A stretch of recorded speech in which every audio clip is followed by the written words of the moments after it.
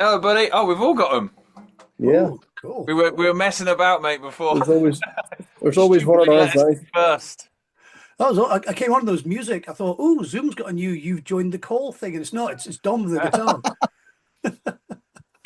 That's Messing so around. good. Sorry. Gentlemen, Oh man. greetings and hello Hello. and stuff.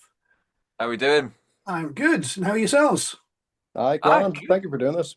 Yeah. You're welcome. I think that the first question people may ask if they are not in the know is, why am I talking to two people from two different acts in the same conversation? And I'm sure one of you can tell me why. That's a good question. It's an alternative reality for me. Like, Neil, take it away. The floor is yours, Oh, my friend. see, this is how these go, mate. These conversations go. We just keep pushing it towards each other and stuff like that. We've done two dates so far on this co-headline tour, and it's so comfortable that we're just like, yeah, you answer this one. Now, Yeah. we're on a co-headline tour. Mhm. Don Martin and Blue Nation around the UK and Ireland. We've just done the first leg of Ireland, which was class, Yep. and we got a couple of days off, and then it's off to Glasgow and all those lovely places, Newcastle. Chester, Manchester. See, this is testing Liverpool. right now. So that's why you're talking to a Brummie and an Irishman, which is probably the start of the worst joke ever, isn't it? I don't feel like that. So Brummy and an Uh, Irishman walked into a pub, and I'm sure we can come up with something for that. Yeah, no, I'm going to leave it right there. I like it. I like it. Well, lull everybody into a false sense of security before we bring the cage down. Yeah, Well, you're Definitely talking something. about the Glasgow date's the one that we're going to catch you at. So, I mean, that's going to be a Brummy and an Irishman walking into a church. Oh, Um, you poor man. I'm so sorry. I can only apologize for what's about to happen. Okay. Apologise afterwards. We'll worry about what happens first, and then see if it's worth an apology afterwards. Okay. So you guys, this isn't the first time you've toured together. First time was last year. Dom, you were headlining with Blue Yeah. Nation, Yeah. opening up and getting the audience warmed up, and then you'd realise the fact that these guys are so damn good, they can't just be a support act. Yeah. Um, so Yeah. I had you've to given them a few more minutes on stage. definitely. I had to kind of redeem myself a little bit, and you know what? They're just. I say something about Neil, even though he's right here. Like he's fronting one of the best bands that are out there at the moment. Mhm. And I know how hard it is just to get up Yeah. and do something. So it's I admire the band so much. I admire them as people. I admire them as musicians. Um, and what you see on stage is exactly what they're like off stage. That's a rarity in this business. Like everybody puts on the facade and they get on stage and they do their thing, and then afterwards, they go back to who they are. But with those guys, they're 100% real. I noticed it straight away. I think it's a beautiful thing, and to have them as a co-headline is where they should have been the first time. I think I made a mistake there by having them as an opening act. So I'm basically covering my tracks, as they say. I'll translate for you, mate. We're that annoying. We did give him a choice, but to make us go headline. That's how it went down. Yeah, We're like musical herpes. We once we're there, we just were in. Well, we yeah, yeah. we That's first it. caught you with Chantal McGregor earlier this year, and then we Oh, was it saw the garage? The at the garage? garage. Yeah, Yeah. it was a cracking show. And we said that time, oh, if you see them coming back again, that's really good. My friend went, oh, if you see them coming back again, I'll go and I'll review the show for you. I was like, Oh, oh, that's lovely. fantastic. That saves me some work. And then it's Yeah. great. I can get +1. So she's reviewing it, and I'm going anyway. So I'm looking Right. forward to seeing you. And Dom, it'll actually be my first time catching you, and I'm very much looking forward to it. So I've got one act where you've got to live up to some expectations because you were good the first time, and Dom, I'm sure you'll be fine. Because we've got no Yeah. expectations for you, so we're just going to enjoy it. Pressure's You know off. what? I don't have any expectations either, and I accept everything. So whatever happens, happens. Like I'm happy enough. You know what I mean? This is not how this is supposed to go. I'm not supposed to have the pressure, right? We do not do well under pressure. This is, half my family's coming to this show as well because I'm Ooh, half Scottish, so I've already got that heightened pressure. yeah. That showing with Chantel wasn't that like the hottest day ever in Glasgow? It was Was well, it wasn't the Ah, hottest, but it was up there. It absolutely was, yeah. Am I right in? I'm trying to remember gigs now. I go to that blooming many. Was that the one where you played a bit of Eminem and there was a Canadian lady? mate, we struggle to play our own tracks, so playing Right. Eminem. would be way in, out of in our comfort zone. Now, my apologies. There was another gig I saw in the same venue in G2 around the same time that this band. There was a Canadian lady in the audience who knew all the words to it, and it just blew me away. Brilliant. What I do remember, would I be right in saying your family was it Clydebank you were talking about, where Right you back grew up? from It Faithfully. was, Yeah, yeah. yeah, yeah. From And there was a chap in the Representing, audience who lived down the road from you or something. Yeah, that's right. That's right. representing Clydebank. I like your Yeah. style. Well, Dom, do you know, have you heard of Faithfully before? Have I told you this, Dom? About Maybe. Faith? Tell me It, anyway. well, it's whenever someone asks you like where you're from in Scotland and stuff, like because I've got like the plummiest English accent, but I bought my Scotland shirt today because Scotland have released a new football shirt. I bought it today. So I Nice. was brought up Scotland, Glasgow Rangers and stuff like that with my dad. And everyone always asks, "Oh, you know, your family's from Scotland, whereabouts?" And I go, "Clydebank," and they go, "Oh, where from?" And I say, "Faithfully," and they go, "Oh," because it's not, it hasn't had the greatest reputation Aye, over the but years. it's a great reputation at the same time. Oh man, yeah, I kind of had my childhood holidays there and stuff like that, Yeah, and yeah. played You football never over forget. the back. Yeah, You yeah, never yeah. forget that Yeah. shit. Sorry, mate. This is what the gig's like, right? We don't Yeah. let anyone else get a word in edgeways, and we just chat, and Yeah, we do it to pretty Dom. much. So just cut in and say, Neil, shut up. Yeah, well, that was one of the things that we actually liked about the live show. And there's a few bands that do it. Bowling for Soup are another one, and I like it because you turn up and you watch the music, and that's great. But you've heard the music before. It's nice hearing it live. It's nice singing, Yeah, but watching the band interact with the crowd and with each other and having a laugh and telling jokes in between it. Even Sabaton do it. They lampoon around on stage. They add a little bit more. You're not just listening to music. You're getting a show, and that's what people want. And the engagement with the crowd was what sold Blue Nation to us. And which, like I said, Dom, this is why the pressure's on you, fella, because you've got that to live up to. yeah, yeah. I'm sure it'll be fine. He'll be all right. Trust me, he will be all right. I've seen him up close and personal. He'll be fine. He'll be fine. So Well, see, with Blue Nation's more like the comedy act of it, you know. Yeah. You got to so be careful that you don't turn into just that. The music has to come first, the music's always, great you as know. well, to be fair. Yeah, Um, I just and wanted that's to make I'm sure that. assuming talking on that point, you guys will have merch available at all the live dates and so forth. Yeah, yeah, yeah, of You course. sell Oh it, yeah. selling albums, CDs, vinyl, all that kind of stuff as well. Yeah, yeah, yeah, A the lot. direct stuff. Yeah. Brilliant. You can spend your hard-earned cash to your heart's content. Oh, yes. And another point, again, I'm sorry, Dom, I'm focusing on the Blue Nation side of things just because I've seen them live. That's Um, okay. I'll just go away. Sure, you work away. Well, we trip down memory lane. We Yeah, trip down Dom, if you memory could lane. just sit quietly, Dom, Yeah, and yeah. Give me a wee shout whenever you're finished. I'll just sit here and entertain myself. if you're going to do that, definitely keep the video off. Got a wee bit Um, of background noise. It was just another question about spending hard-earned cash and so forth. Very importantly, your gig in Glasgow, and I know every gig you have a little fundraising bucket. yes, that's right. Yeah, yeah. Who are you raising money for on this particular So it's trips? Ian Chain. So we every year we kind of change the charity. So we've done the University Hospital of Birmingham.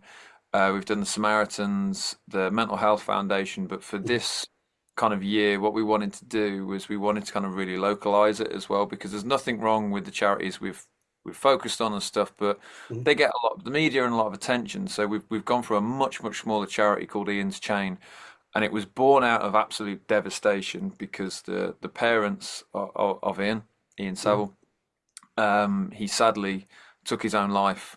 Oh, Um, Jesus. That's yeah, awful. yeah, and but what they've done out of it is they've created this charity, and they are a safe haven, a safe place for people who are experiencing mental health problems or suicidal thoughts or tendencies, and they've saved like well over 500 people. So there's a phone number. But they're doing it on much of a small scale. Yeah. For it as well. So there's not like teams of people on the phone. There's not like there's two people. It's a husband and wife, Well, and we did a show for them as well, and it's based locally to us, and we just thought, do you know what?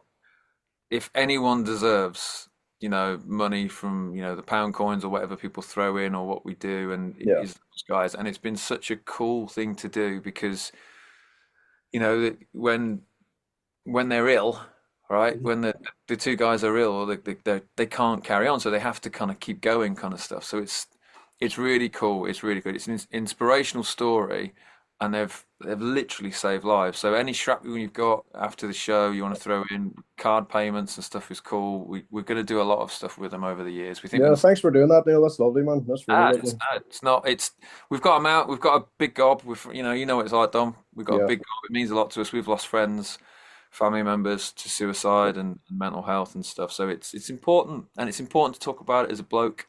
it You know, is. It is. you Otherwise, put, there could be the difference between having somebody here now and not having them tomorrow. That's the yeah, difference is just a couple of words, even, or just an ear Mm. yeah, listening to someone for a while.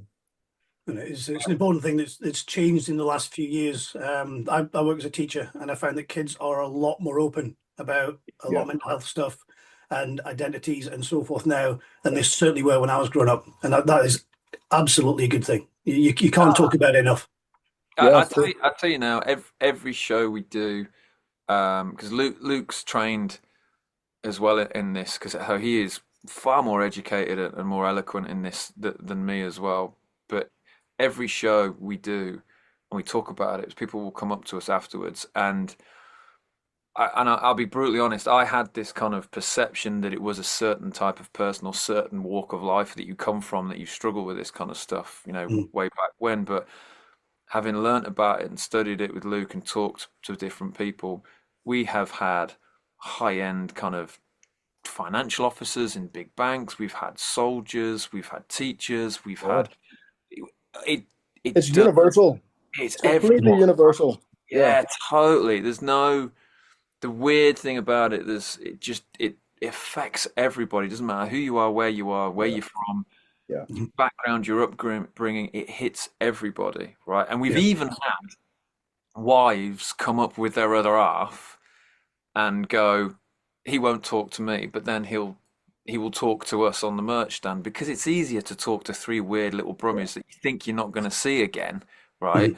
But what it does, if we just open that door slightly to go, if those three lads can talk about it, then I can talk about it to the woman I love or the man I love, right? Or it's you've gotta talk about it because you are so important to this world. You don't think you are at the moment. So just talk about it, and that's what we advocate. Mhm. I've got so many things that have happened to us which are far more important than the music, far more important than what we're doing. Mhm. And Luke says it best. He said to me, he goes, if we can play music and make people happy and kind of get people talking, we've done our job. And he's right. He's really yeah, right. That's yeah. it. It's true. It's true. Uh, You give people that little bit of escape, just from yeah. playing a couple of songs, and it is a lot deeper than just making noise. Mm. Mhm. Yeah, That was a you get long the answer for we're supporting charity, isn't that's the it? kind of answer that we want. It's, Good. it's it's a really good answer. It's so easy just to pick a charity and go, yeah, we like this one, to support one that's got a story behind it and a Yeah, message and is actually doing something and has got particularly a small charity like that, as you said, you've got two people manning that. If one of them's sick, what do you do? So giving them some cash to keep them going, 100%. I know we donated at the last gig, and if the pot's there, we would donate to this one as well, Ah, without a good shadow of a man. Thank doubt. you. And would encourage anybody else who's going to any of the dates in the concert. I know we tend to be a cashless society, but you did say you'll take card payments as well. It is a phenomenally good cause, and you've heard they've made results. And you're saying 500 lives, you can't even put a price on that. You No, you just can't. cannot.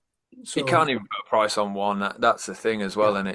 and it's when you meet them. I think they're going to come to a show as well. But when you see the work these people do, and the the absolute lack of what's the word? They don't want attention. They don't want the glory. They don't want anything like that. And then you get up on stage, or I get up on stage, and I'm there, going, clap for me. I've just sang a song. You kind of like you're sitting there going, this world is backwards, right? Yeah. These guys are literally, and it's same for doctors, nurses, and everyone who's saving lives.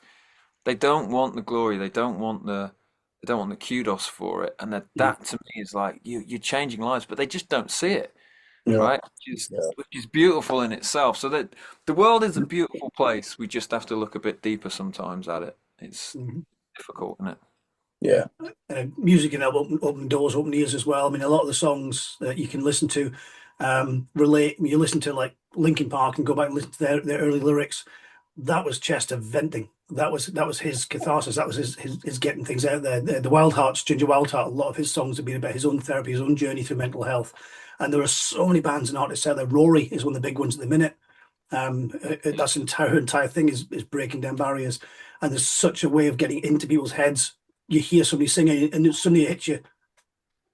It's happened to them. Well, it Yeah, becomes They're relatable. talking to It me through becomes the so music. relatable. Yeah, the biggest, yeah, you know, the biggest one for me was Chris Cornell. Mm, yeah. Right. And I only did this recently. Go back and check out Chris Cornell's lyrics in Audio Slave and Soundgarden and stuff like that. My word. And Mm, everyone's like, how did he get so, you know, that haunting vocal? How did he? Because it was real. Because yeah. that's what was happening to him. I seen it firsthand with my dad. Like it Yeah. was so prevalent in all his music and all his lyrics. Like you could tell that he was just so different than anybody else that I'd ever met. And he had a Yeah. lot of issues and a lot of struggles, you know. So I was able to witness all that firsthand. It kind of brushed off on me for a long time as well. Like I felt like him.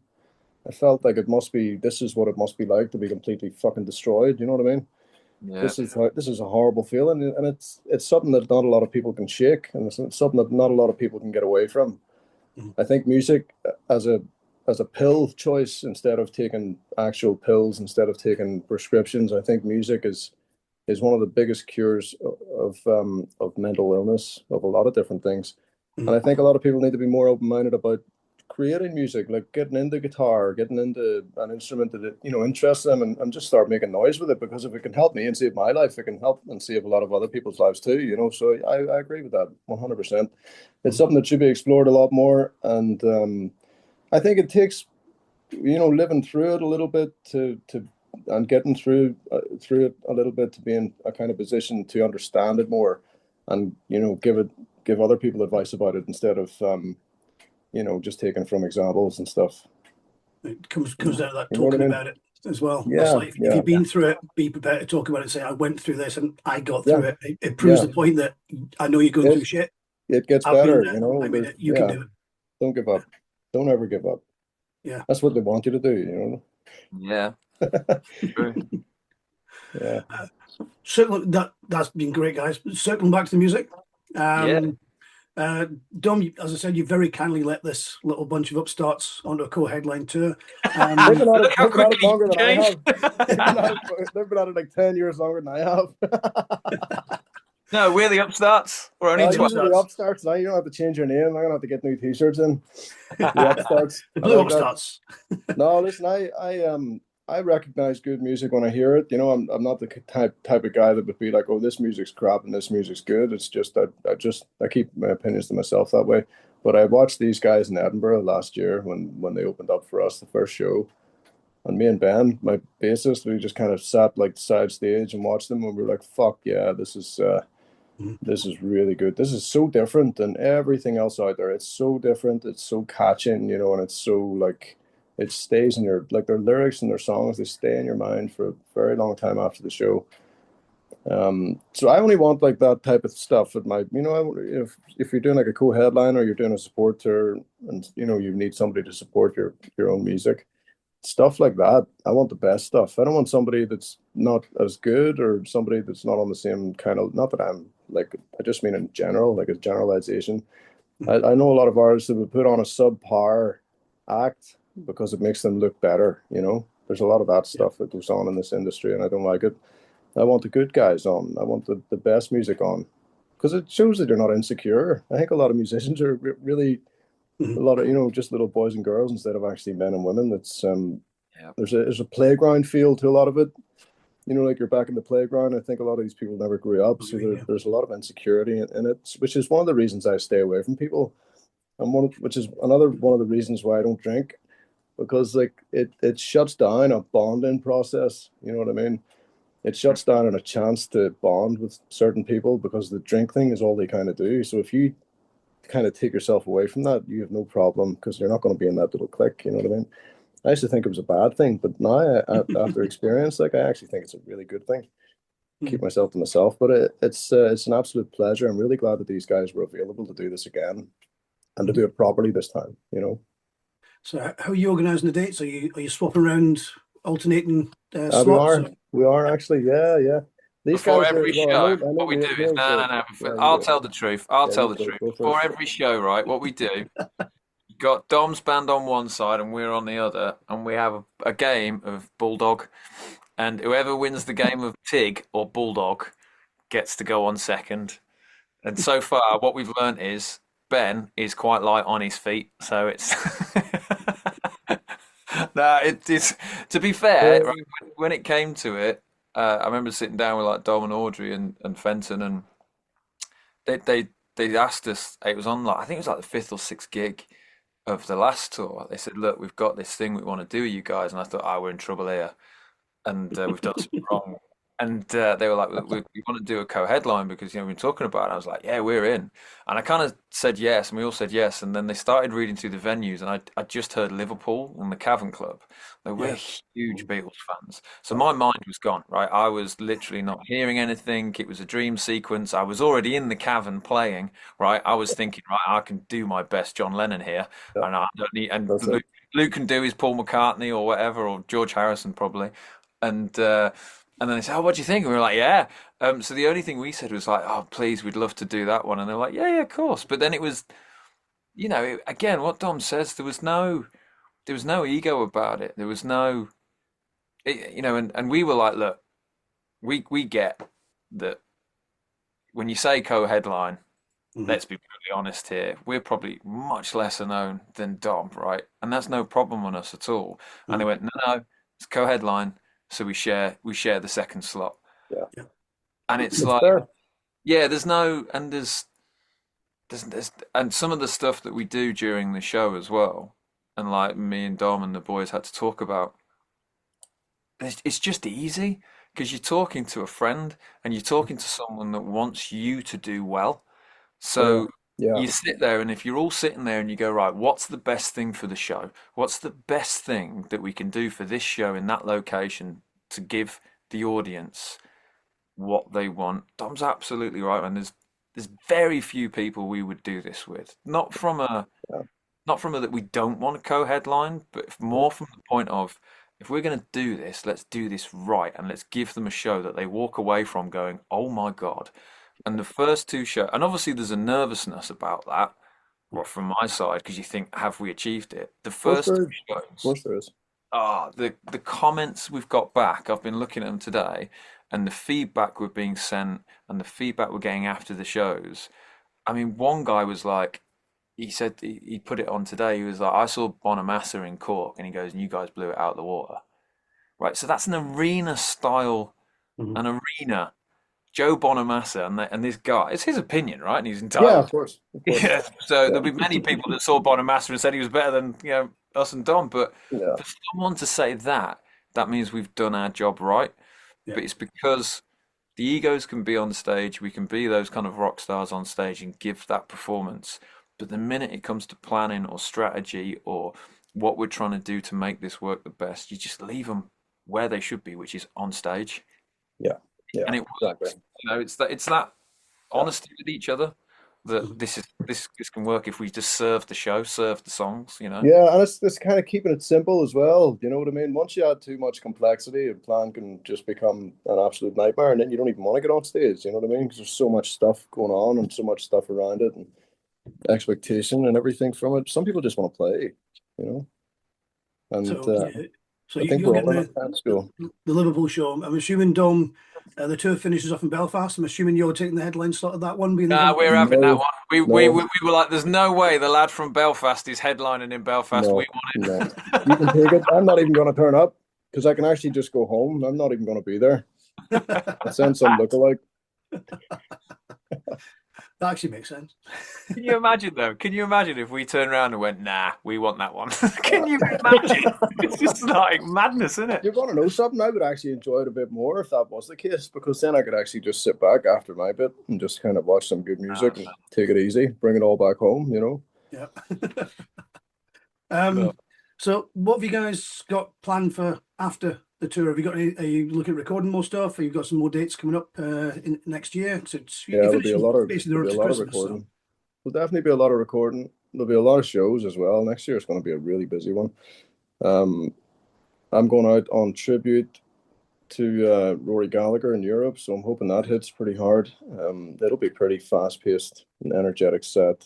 It'll be handpicked by me. It won't be like your usual suspects of Rory Gallagher tribute bands that just play shadow play all day long, you know.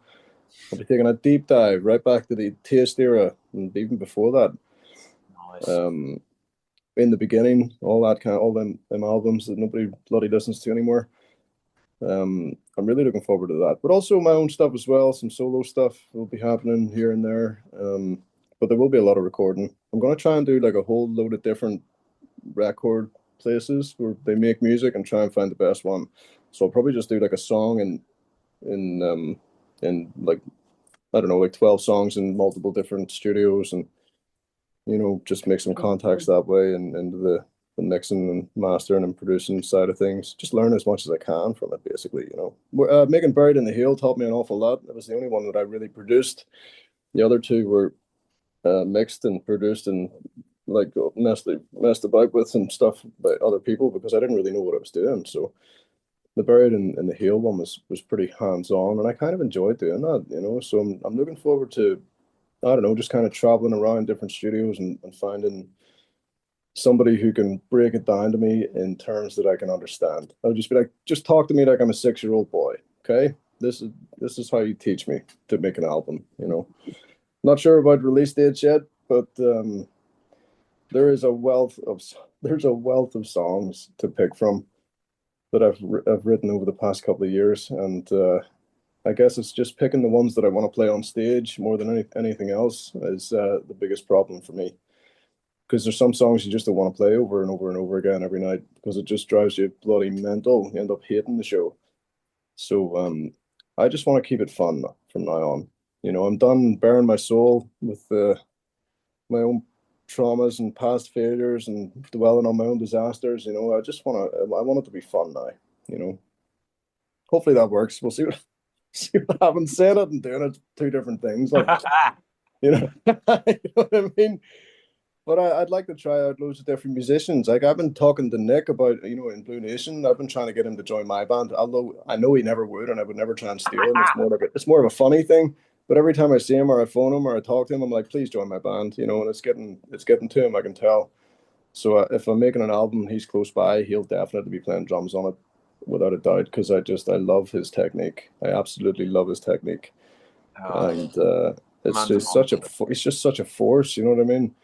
Like, and it works so well with Neil and what Luke's doing, because Luke's like one of the best bass players I've ever seen. And like Neil, you fucking swing a guitar around and jump out and land on your knees and all sorts of stuff like that. And you play guitar really low. I can't do that shit. It looks so cool. And you play really well. To get the attention away from my guitar playing, that's the point.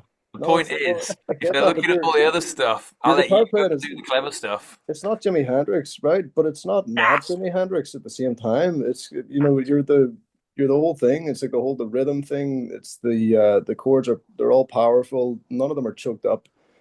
Every note is right on it, and it's like somebody's taught you like that from a really early age. Like somebody has said, make sure that you make every single note and every single chord make sense and hit the mark. It's like somebody has drilled. It's like as if somebody has drilled that into you from a really young age, because the accuracy is perfect. But you know what? Every chord you hit and every rhythm structure that you come up with is fucking perfect for the song, and that's what I love about you. So it's not overrated and it's not overstated. It's just we're now interviewing ourselves, mate. You've now lost the interview. We're now just literally having an absolute. How amazing we are! No, I've only just got comfortable playing guitar over this past like maybe 9 months or so. This past 9 months, I've only really just, like, after all these years of hitting stages and doing shows and tours and whatever, after all this time, after all these years, like I actually feel like I could pick up a guitar and just kind of play. I could just jump on stage with anybody and I could kind of find my way. You know what I mean? That's the first for me. That's never happened. I've always been like, fuck, I'm not doing that. I'm not doing this. I've always been anxious about it and scared in a way. And I guess I've over the past year or so, I've kind of let go of, what people may think about this or what people may think about that, or, making mistakes. It's all part of it. I really couldn't care less anymore. Like it's a beautiful, freeing kind of let go thing that every musician, I think, must try and strive for. It's not about being the best player. It's not about being perfect. It's not about being in tune. It's not about all these variables. It's about expressing yourself through your heart and your soul and playing truthfully to what you want to do for your own self, not to impress anybody else. I think that's where I was going wrong. I was putting so much pressure on myself to be this thing, that the hype, you got to live up to the hype and all this stuff. And I'm like, what the fuck does that even mean? I don't even know what that means. I'm just going to put it out there. Just going to put it out there. You met us a year ago. I'm not Yeah. saying the two are connected. I'm just putting it out there as a It's one variable. timeline. It's one variable, and it is a very meaningful one. And you're absolutely right. You're absolutely right. Because Run Straight Ahead, my favorite song of Blue Nation, and it has the lyrics in it that like, why do you care what people think? And I'm like, yeah, you know what? Why the fuck would anybody care about what anybody else thinks? It's none of their business. Just stay on your own path. Forget about what everybody else thinks. The people who you worry about, that you think about you, are the people who aren't going anywhere. They're the people who are still be there in 20 years going blah blah blah blah blah, and you'll be away off somewhere else having a great time. You know what I mean? It's I wish somebody told me this 20 years ago. I'd have been president. There you go, mate. There's your headline for the interview. I'd have won the world. Blue Nation are my inspiration. Done, Mark. Done. Done. No, done. That's the goal of the of. You know what I think is done. You literally just stole my last question as well. Because I was going to ask you what your favorite Blue Nation song is. So, what's your favorite Blue Nation song then? Run Straight Ahead. It's the only song I can remember. You know what? It's like a little family. There's so much love there. But my God, there's a backhand somewhere, right? Oh my God, always. It's so nice. It's so nice to like not have to not be on your best behavior, but just like like in Cork, we just rocked up and it was like it was 5 minutes since the last show a year ago. Yeah. Right. And you're in it, and then we're all on stage and we're all getting stuff ready and stuff like that. And it was so weird in Cork. I don't know if you felt this, Don, but we all just got into a zone of just setting stuff up there. It like we'd done this tour for the last 4 months. Yeah, it was like that. It was as if we were just taking up over left off. Yeah. It was so nice to have this like it was easy. Yeah. It was so easy. It was just like, it was putting on your favorite pair of jeans. You know what I mean? It was just so easy and so comfortable. That's the life. That's the life right there. You know what I mean? I mean, the hours are long and the pay isn't great, but it's good fun. We're getting paid. Why aren't you getting paid? Are we taking your shit? Oh, okay, great. That's not good. Who knows? Yeah, fuck, who cares?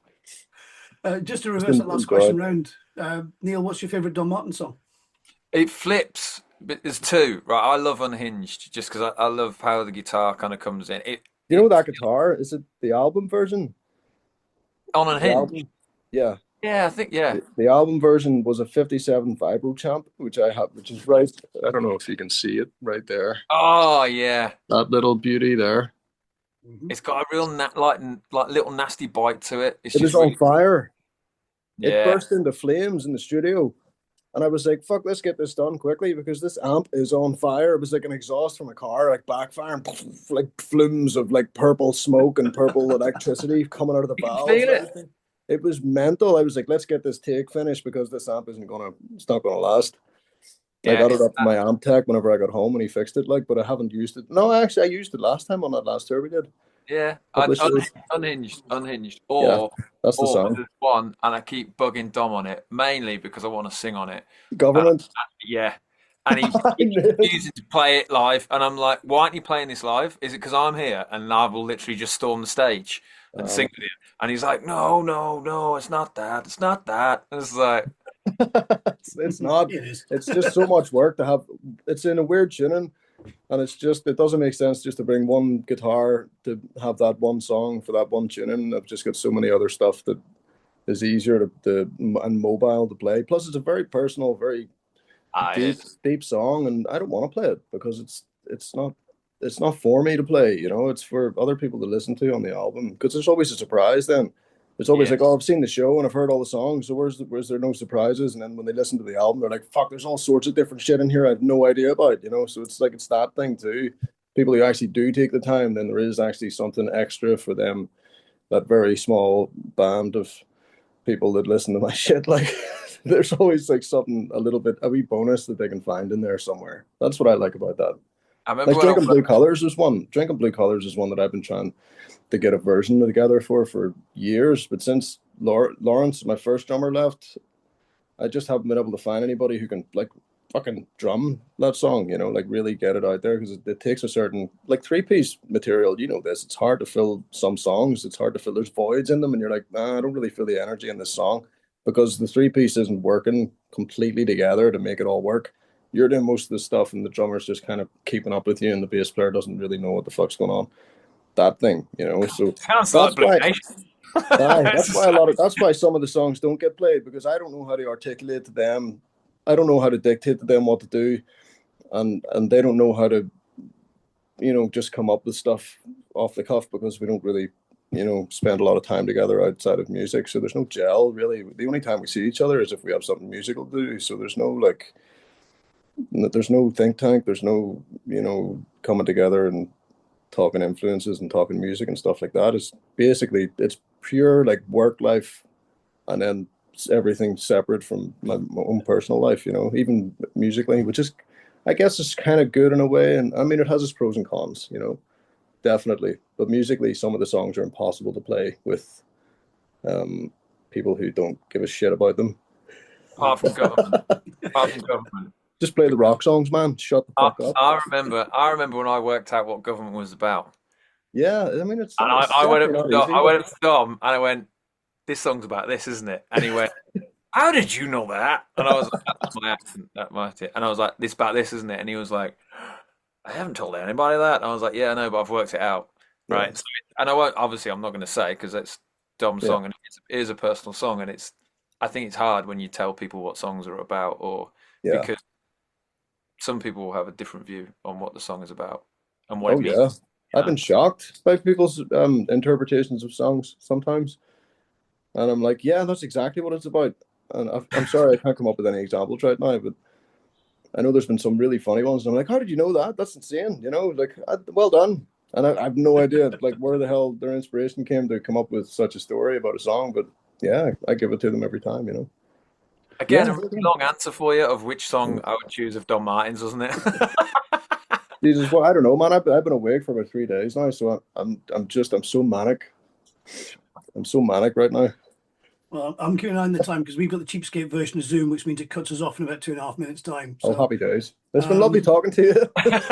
Likewise, time has absolutely flown, mainly because Neil wouldn't shut up. I think if Mr. Martin can talk just as much as me, I just like to go along with him, and I might talk for another 2 minutes and 19 seconds just so I get the last word in. And trust me, guys, I can do it. Right, so don't I believe you.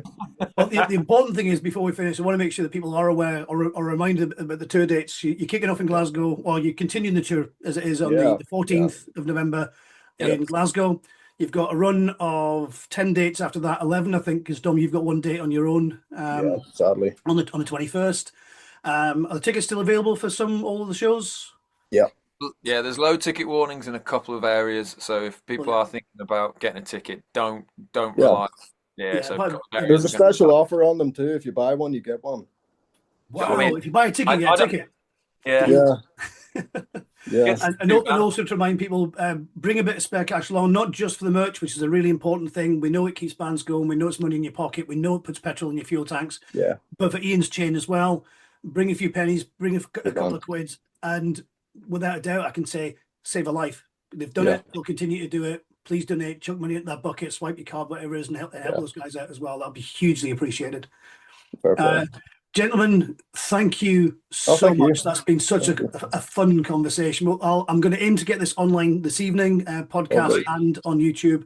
And I'll look forward to seeing the two of you in a week and a day. Lovely. I'll see you then. All right, we'll see you in Glasgow. Take it easy. Smashing. Thank you very much, folks. See you later. Bye, see you guys. Bye. Bye. Take care. Bye, Neil. This episode is copyright The Moshville Times. Introductory music by Elliot Alderman Broom. And any music used throughout the episode is copyright to the original performers and creators.